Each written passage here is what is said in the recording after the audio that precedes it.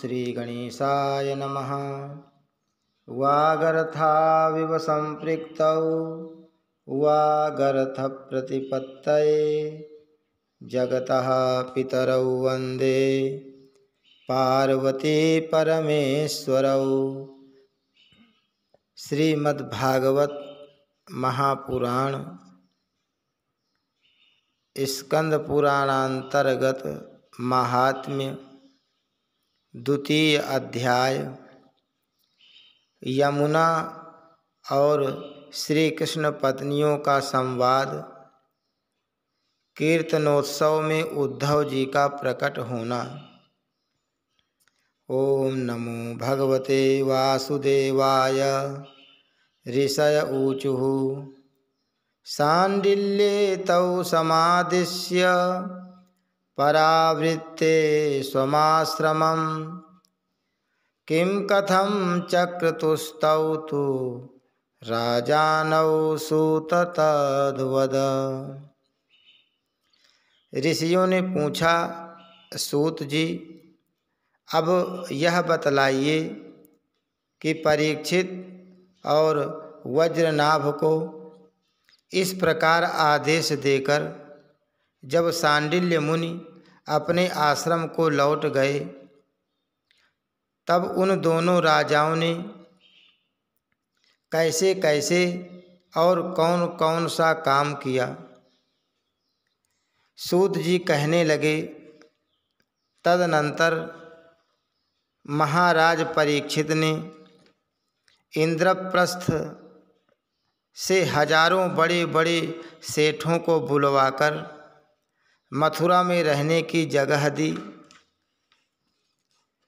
इनके अतिरिक्त सम्राट परीक्षित ने मथुरा मंडल के ब्राह्मणों तथा प्राचीन वानरों को, जो भगवान के बड़े ही प्रेमी थे, बुलवाया और उन्हें आदर के योग्य समझकर मथुरा नगरी में बसाया। इस प्रकार राजा परीक्षित की सहायता और महर्षि शाण्डिल्य की कृपा से वज्रनाभ ने क्रमशः उन सभी स्थानों की खोज की जहाँ भगवान श्री कृष्ण अपने प्रेमी गोप गोपियों के साथ नाना प्रकार की लीलाएं करते थे। लीला स्थानों का ठीक ठीक निश्चय हो जाने पर उन्होंने वहाँ की लीला के अनुसार उस स्थान का नामकरण किया। भगवान के लीला विग्रहों की स्थापना की तथा उन स्थानों पर अनेक गांव बसाए। स्थान स्थान पर भगवान के नाम से कुंड और कुएं खुदवाए, कुंज और बगीचे लगवाए। शिव आदि देवताओं की स्थापना की। गोविंद देव, हरिदेव आदि नामों से भगवत विग्रह स्थापित किए। इन सब शुभ कर्मों के द्वारा वज्रनाभ ने अपने राज्य में सब ओर एकमात्र श्री कृष्ण भक्ति का प्रचार किया और बड़े ही आनंदित हुए। उनके प्रजाजनों को भी बड़ा आनंद था। वे सदा भगवान के मधुर नाम तथा लीलाओं के कीर्तन में संलग्न हो परमानंद के समुद्र में डूबे रहते थे और सदा ही वज्रनाभ के राज्य की प्रशंसा किया करते थे। एक दिन भगवान श्री कृष्ण की विरह वेदना से व्याकुल 16,000 रानियां अपने प्रियतम पतिदेव की चतुर्थ पटरानी कालिंदी यमुना जी को आनंदित देखकर सरल भाव से उनसे पूछने लगीं। उनके मन में सौतिया डाह का लेस मात्र भी नहीं था। श्री कृष्ण की रानियों ने कहा, बहन कालिंदी, जैसे हम सब श्री कृष्ण की धर्म पत्नी हैं, वैसे ही तुम भी तो हो। हम तो उनकी विरहाग्नि में जली जा रही हैं। उनके वियोग दुख से हमारा हृदय व्यथित हो रहा है, किंतु तुम्हारी यह स्थिति नहीं है। तुम प्रसन्न हो, इसका क्या कारण है? कल्याणी, कुछ बताओ तो सही। उनका प्रश्न सुनकर यमुना जी हंस पड़ी। साथ ही यह सोचकर कि मेरे प्रियतम की पत्नी होने के कारण ये भी मेरी ही बहनें हैं, पिघल गईं। उनका हृदय दया से द्रवित हो उठा। अतः वे इस प्रकार कहने लगीं। यमुना जी ने कहा, अपनी आत्मा में ही रमण करने के कारण भगवान श्री कृष्ण आत्मा राम हैं और उनकी आत्मा है श्री राधा जी। मैं दासी की भांति राधा जी की सेवा करती रहती हूँ। उनकी सेवा का ही यह प्रभाव है कि विरह हमारा स्पर्श नहीं कर सकता। भगवान श्री कृष्ण की जितनी भी रानियां हैं, सब की सब श्री राधा जी के ही अंश का विस्तार हैं। भगवान श्री कृष्ण और राधा सदा एक दूसरे के सम्मुख हैं। उनका परस्पर नित्य संयोग है। इसलिए राधा के स्वरूप में अंशतः विद्यमान जो श्री कृष्ण की अन्य रानियां हैं, उनको भी भगवान का नित्य संयोग प्राप्त है। श्री कृष्ण ही राधा हैं और राधा ही श्री कृष्ण हैं। उन दोनों का प्रेम ही वंशी है तथा राधा की प्यारी सखी चंद्रावली भी श्री कृष्ण चरणों के नख रूपी चंद्रमाओं की सेवा में आसक्त रहने के कारण ही चंद्रावली नाम से कही जाती हैं। श्री राधा और श्री कृष्ण की सेवा में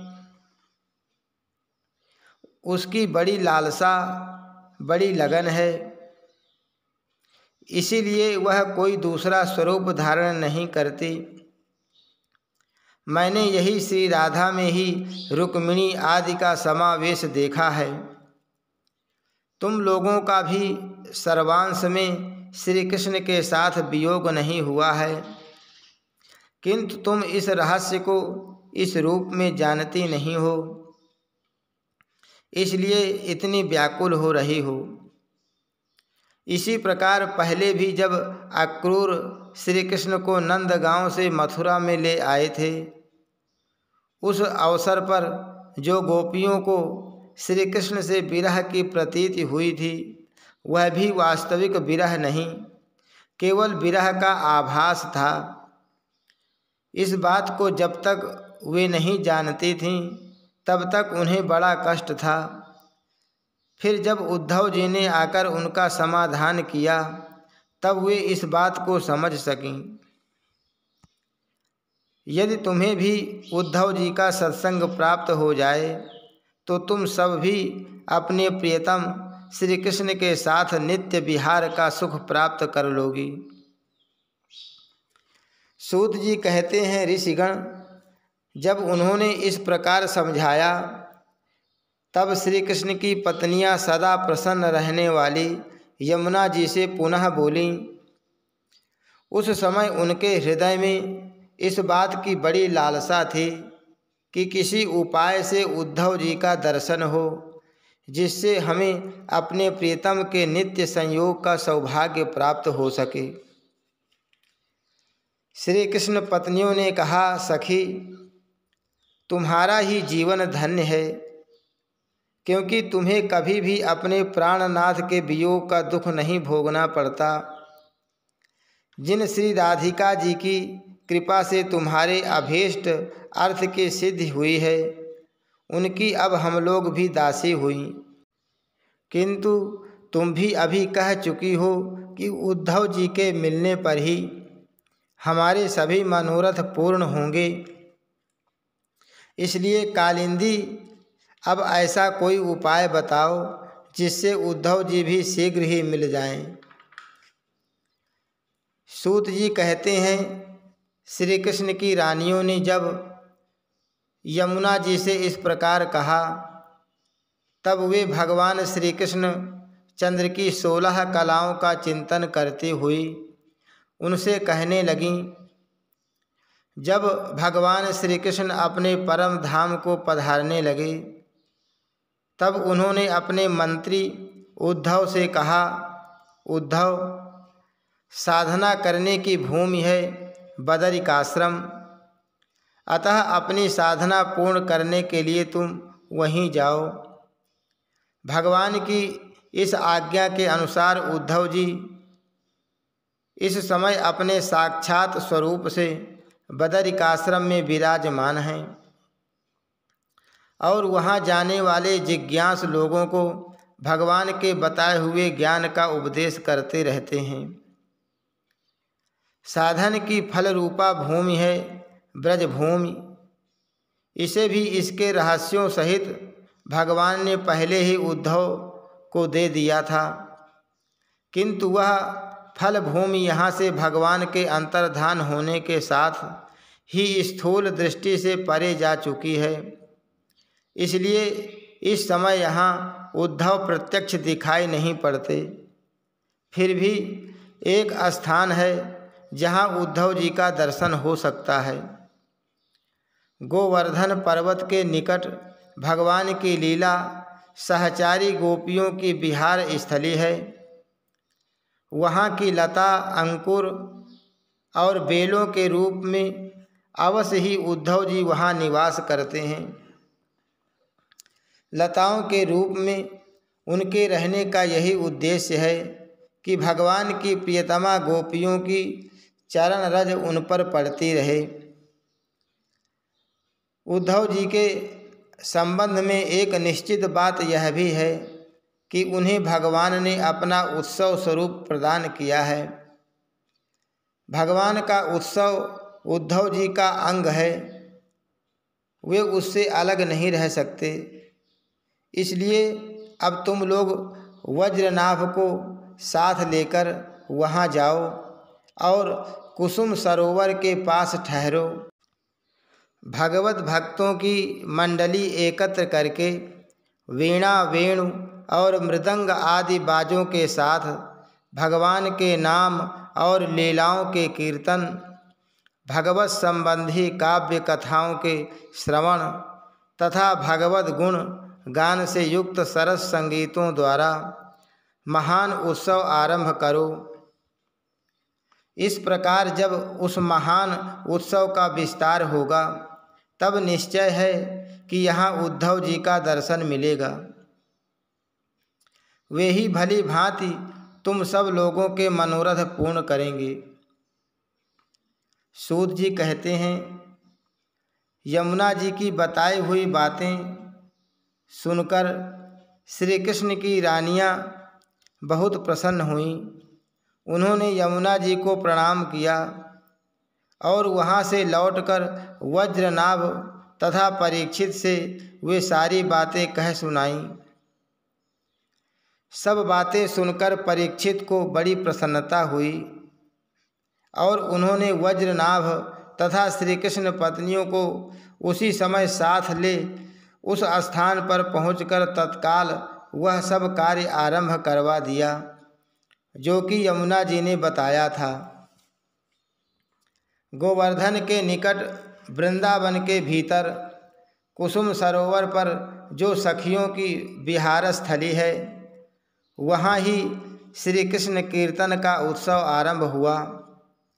वृषभानु नंदिनी श्री राधा जी तथा उनके प्रियतम श्री कृष्ण की वह लीला भूमि जब साक्षात संकीर्तन की शोभा से संपन्न हो गई, उस समय वहाँ रहने वाले सभी भक्तजन एकाग्र हो गए।